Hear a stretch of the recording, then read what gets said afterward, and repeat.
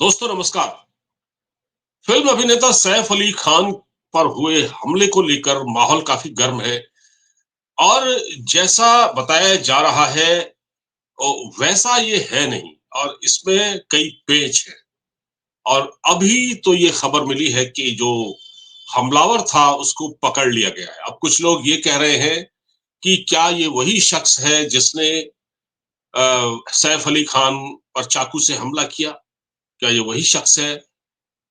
अब पुलिस के वर्जन को ही जो पुलिस बताती है, अभी पुलिस इन्वेस्टिगेशन कर रही है और हम आमतौर पर सभी लोग पुलिस की थ्योरी को सच मानते हैं। पुलिस जैसा बता देगी, जिस कंक्लूजन पर पहुंचेगी, वो एक प्रेस कॉन्फ्रेंस करेगी, मीडिया को बुलाएगी और कहेगी कि ऐसा ऐसा हुआ और हमने केस सॉल्व कर लिया है और लोगों को इसको मानना पड़ेगा। अब जाहिर है ये बड़े लोग हैं, सेलिब्रिटीज हैं और हमारे यहाँ हमारे देश में एक खास बात यह है कि जो जितना बड़ा आदमी होता है उसके राज आसानी से खुलते नहीं है। भले ही कुछ भी हो, मीडिया में कुछ भी चलता रहे, आम पब्लिक में कोई भी कयास लगाए जाते रहें, लेकिन जो बड़े लोग होते हैं वो बड़े होते हैं और उनके हाथ भी लंबे होते हैं। तो इस केस में भी कुछ न कुछ पेच तो है जो अभी सामने नहीं आया है। अब इस घटना को आप जरा सा देखिए। ये घटना होती है सैफ अली खान के घर में। सैफ अली खान बांद्रा के एक सदगुरु शरण अपार्टमेंट में रहते हैं, 12वीं मंजिल पर। रात में एक शख्स आता है, वो सीढ़ियों से चढ़ते हुए आता है, उसका एक सीसीटीवी फुटेज भी सामने आया है। जाते समय उसके कंधे पर बैग है और वो धीरे-धीरे ऊपर जाता है और आते समय जब वो लौटता है घटना को अंजाम देकर, तो उसके कंधे पर कोई बैग नहीं होता। वो आराम से आता है और चला जाता है। अब ये कितनी हैरानी की बात है, कितने अचंभे की बात है, कितना सरप्राइजिंग मैटर है कि एक शख्स और वो इतने हाईली सिक्योर्ड इलाके में, वो अपार्टमेंट के गेट के अंदर भी दाखिल हो जाता है, वो सैफ अली खान के घर भी पहुंच जाता है, वो दरवाजा भी खोल लेता है और सैफ अली खान पर हमला भी कर देता है। अब आप ये बताइए ये कैसे संभव है? सैफ अली खान कोई छोटी-मोटी शख्सियत नहीं है, बॉलीवुड के बड़े कलाकार हैं, करीना कपूर उनकी पत्नी है और इन लोगों की सिक्योरिटी बहुत ज्यादा होती है जी। और चप्पे-चप्पे पर सीसीटीवी कैमरे लगे होते हैं और वो सीसीटीवी कैमरे भी खराब नहीं होते। अमूमन अगर सीसीटीवी कैमरे को तब अक्सर उसमें कोई खराबी मिलती है जब किसी राज को छुपाया जाना हो।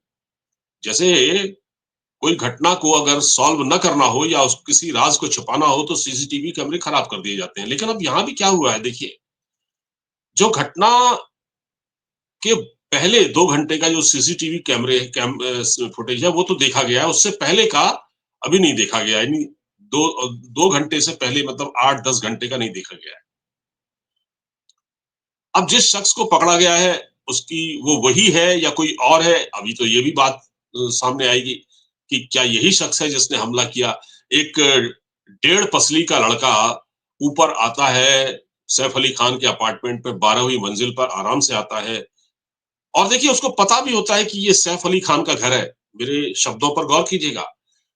वो हाईली सिक्योर्ड अपार्टमेंट में घुसता है और उसको ये भी पता है कि ये सैफ अली खान का घर है, ये सैफ अली खान का ही फ्लैट है और वो उसमें घुसता है और उस पर जाके वो अपनी इस घटना को अंजाम दे देता है, चाकुओं से हमला करता है। कुछ सवाल बहुत महत्वपूर्ण खड़े होते हैं। वो ये है कि एक तो सैफ अली खान पर जिस चाकू से हमला किया गया, वो चाकू का एक टुकड़ा जो नुकीला टुकड़ा है, एक छोटे मतलब करीब 1 डेढ़ इंच का, वो 1 इंच से कम का है, बल्कि 1 डेढ़ इंच के आसपास है। वो सोशल मीडिया पर वायरल हो रहा है, टीवी चैनलों पर भी दिखाया जा रहा है। उसमें वो टुकड़ा ऐसा बताया जाता है कि सैफ अली खान के स्पाइन में घुस गया था, बाद में ऑपरेशन करके उसको निकाला गया। तो वो टुकड़ा कैसे रह गया? क्या वो जो हमलावर था वो इतना अनप्रोफेशनल था, इतना अनाड़ी था कि वो जब अगर उसको हत्या करना ही थी तो क्या वो सब्जी काटने वाले चाकू जैसा लग रहा था क्या, या वो लेकर आता? वो उसने कहाँ से हासिल किया? नंबर 1। नंबर 2, फिर ये कहा जाता है कि सैफ अली खान को उनका बेटा जो इब्राहिम है वो आनन-फानन में नीचे नीचे ले गया और उनको फिर एक ऑटो करवाया, ऑटो से वो लीलावती अस्पताल में पहुंचे। अरे भैया, ऑटो क्या, वहां तो उस अपार्टमेंट में तो बड़े अमीर लोग रहते होंगे, इनके पास सबके पास गाड़ियां होंगी, वहां बहुत सारे ड्राइवर भी होंगे। इवन अब तो सिक्योरिटी गार्ड जो होते हैं वो भी बड़े ट्रेंड होते हैं, वो भी गाड़ियां चला लेते हैं। तो क्या सैफ अली खान के घर में, इतने बड़े कलाकार के घर में कोई गाड़ी नहीं थी कि उसको ऑटो में बैठाकर लीलावती अस्पताल ले जाया गया? ये भी बड़ी हैरानी की बात है, ये भी बड़े अचंभे की बात है। और दूसरी बात ये है कि एक सवाल ये भी है कि जो करीना कपूर खान है, उनकी पत्नी, वो उस वक्त घर पर ही थी। हालांकि वो 1:30 बजे रात कहीं पार्टी से लौटी, वो घटना के वक्त घर पर ही थी, उनके सामने यही सब हुआ, वो भी वहीं पर थी घर में। तो अब करीना कपूर खान का एक स्टेटमेंट आया है कि देखिए, मीडिया वाले जो है, उन्होंने मीडिया वालों से कहा है, टीवी चैनल अखबार वालों से, कि भैया ये जो घटना हुई है इस पर पुलिस इसको केस को इन्वेस्टिगेट कर रही है। आप बेवजह पॉइंट रेज न करें, मतलब आप हमारे मामले में हमारी जो हमारा जो एक प्राइवेसी है उस पर दखल न दें, कि इस तरह आप क्वेश्चंस रेज कर रहे हैं, तो वो उनको अच्छा नहीं लग रहा है। तो आखिर करीना कपूर खान ये क्यों कह रही हैं कि प्राइवेसी में दखल न दें? भाई, इतनी बड़ी घटना है, मुंबई के बहुत बड़े इलाके में ये घटना होती है, छोटे-मोटे घर में नहीं होती है। पुलिस की 20 टीमें इसको सॉल्व करने में लगी हुई हैं, और क्वेश्चन तो रेज़ होगा ही, क्योंकि इसलिए होगा क्योंकि इससे पहले ये बाबा सिद्दीकी का ही मर्डर हुआ वहां पर। सुशांत सिंह राजपूत का केस भी आपको पता है। तो इसमें पुलिस इन्वेस्टिगेट कर रही है, और पब्लिक को ये जानने का हक है कि आखिर सैफ अली खान कि ये घर में ये सब कैसे हुआ, पब्लिक को जानने का हक तो है। तो मीडिया के जरिए पता लग रहा है, तो इसमें करीना कपूर को ऐतराज क्यों है, एक सवाल ये भी है।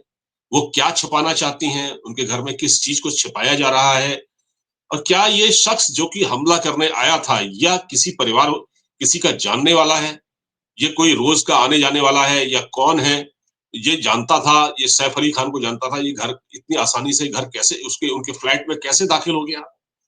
और फिर वो ये कहती हैं कि जो लीमा है उनकी केयर टेकर, जो एफआईआर हुई है उसके मुताबिक, जो हमला करने वाले को बाद में सैफ के घर के कमरे में बंद कर दिया गया, लेकिन केयर टेकर जो लीमा है उसका कहना है कि सैफ को अस्पताल ले जाने के बाद जब वो वापस आए तो दरवाजा खुला हुआ था और हमलावर वहां से भाग खड़ा हुआ।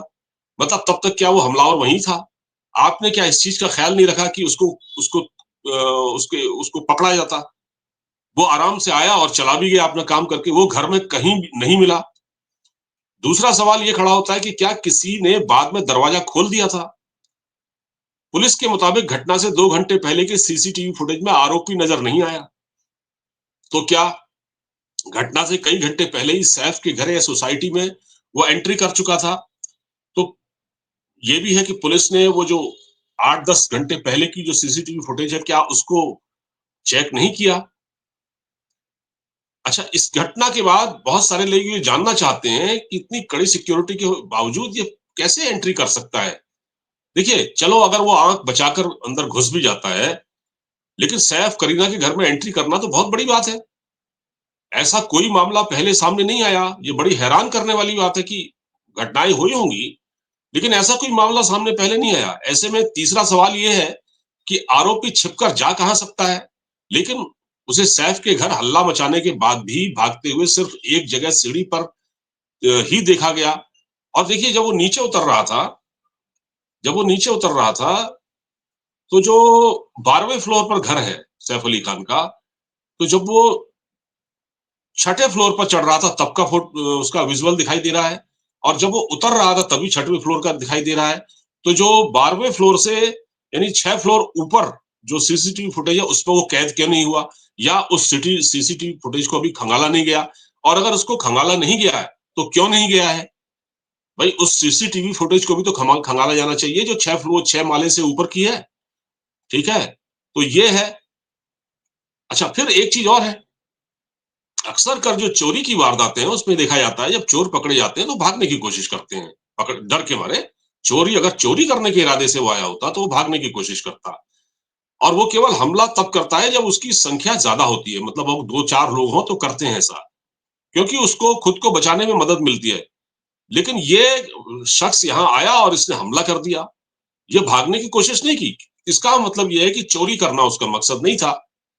अगर चोरी करने का मकसद होता तो अलग बात थी, लेकिन उसका चोरी करने का मकसद नहीं था, वो उसने तो अटैक किया।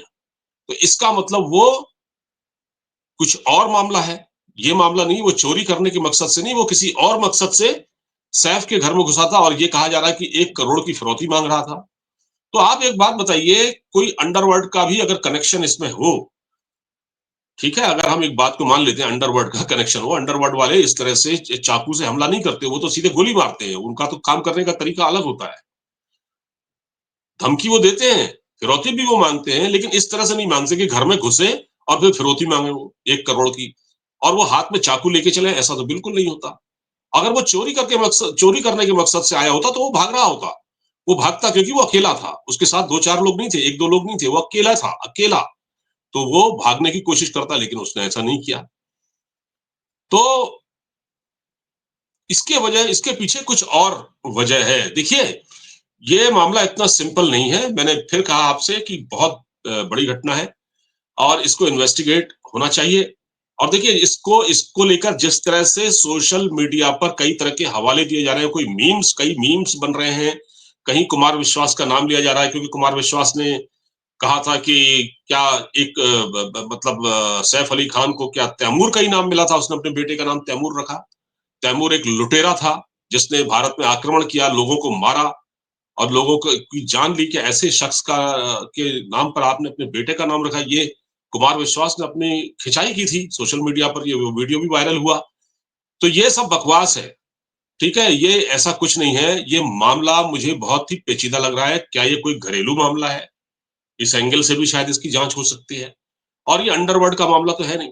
अंडरवर्ल्ड अगर काम करता है तो ऐसे नहीं करता है, उसके काम करने का तरीका अलग होता है। उसके गुंडे कोई चाकू लेके नहीं घूमते हैं, ठीक है? जो बाबा सिद्दीकी का मामला है उसमें ज़रूर हम कह सकते हैं, उसमें लॉरेंस बिश्नोई गैंग का नाम आया था, लेकिन इसमें बहुत से सारे लोग ट्रोल कर रहे हैं। अब हमारे पॉलिटिशियन भी इसमें कूद चुके हैं, जैसे अरविंद केजरीवाल। उन्होंने इसमें एक अलग ही एंगल देने की कोशिश की। बहरहाल वो अपनी राजनीति कर रहे हैं। उनके घर में तो खुद उनकी सेक्रेटरी को उनके अपने एक सांसद को पीट दिया। उन्हीं के पर्सनल सेक्रेटरी ने, तो वो खैर वो सुरक्षा की बात वो तो कम से कम नहीं करें। और ये राज्य सरकार की भी बहुत बड़ी ज़िम्मेदारी होती है। तो राज्य सरकार भी इस मामले में देखे कि वो, क्योंकि हालाँकि जितने भी बॉलीवुड के कलाकार होते हैं, उनका कहीं न कहीं राजनीतिक पार्टियों से संबंध होता है। कोई भी पार्टी हो सत्ता में और ये बॉलीवुड के लोगों के बगैर उनका काम नहीं चलता है, ठीक है? तो ये ज़रूरी है, मैं जो कह रहा हूँ, मैं जो बात कह रहा हूँ वो ये है, इसको कायदे से इन्वेस्टिगेट किया जाए। सच्चाई सामने आनी चाहिए, ये ना हो कि गोविंदा की तरह मामला दब जाए। गोविंदा ने भी खुद पर गोली चलाई थी, सुबह-सुबह सुन रहे थे कि वो बंदूक की नाल साफ कर रहे थे, गोली चल गई। ऐसा नहीं है, वो भी सच्चाई हमारे सामने नहीं आई। तो ये भी सच्चाई शायद सामने ना आए क्योंकि बड़े लोगों की बड़ी बात होती है और ये मामले दबा दिए जाते हैं, रफा-दफा कर दिए जाते हैं। पुलिस एक स्टोरी बनाकर दे देगी, एक थ्योरी दे देगी, उसको लोग उस पर लोग यकीन कर लेंगे और फिर सब चुप हो जाएँगे। लेकिन लोगों को ये जानने का हक है कि जिस तरह से ये ट्रोलिंग हो रही है सैफ अली खान को लेकर सोशल मीडिया पर, जो अनर्गल बातें की जा रही हैं, इसको देखते हुए सच्चाई का सामने आना बहुत ज़रूरी है दोस्तों, ठीक है? फिलहाल इस बातचीत में इतना ही। वीडियो को लाइक, शेयर, सब्सक्राइब करना बिल्कुल मत भूलिएगा और अगर आपको मेरे चैनल को नोटिफ़िकेशन नहीं मिल रहे हैं, तो एक बेल आइकन का बटन होता है, सब्सक्राइब करने के बाद उसको दबा दीजिएगा, जिससे आपको नोटिफ़िकेशन मिलते रहेंगे। कुछ लोगों की शिकायत है कि नोटिफ़िकेशन नहीं मिल रहे हैं और अगर आपको मेरा वीडियो देखना है, मान लिया जाए नोटिफ़िकेशन नहीं मिल रहे हैं, तो रोज़ एक वीडियो आता है, तो आप यूट्यूब पर जाकर मेरे चैनल का नाम टीपी एक्सप्रेस न्यूज़ सर्च करेंगे, तो मेरा वीडियो आपको मिल जाएगा दोस्तों, ठीक है? फिलहाल इस बातचीत में इतना ही। शेयर कर दीजिएगा, सब्सक्राइब कर दीजिएगा। नमस्कार।